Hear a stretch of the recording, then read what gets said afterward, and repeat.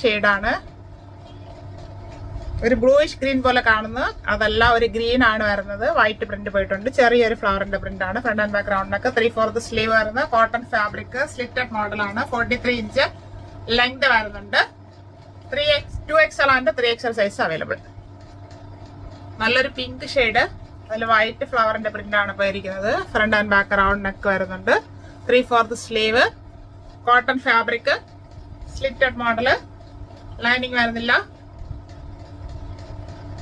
ഈ ടോപ്പെല്ലാം 42നും 43ക്കും ഇടയ്ക്കാണ് ലെങ്ത് വരുന്നത്. 2XL and 3XL size available.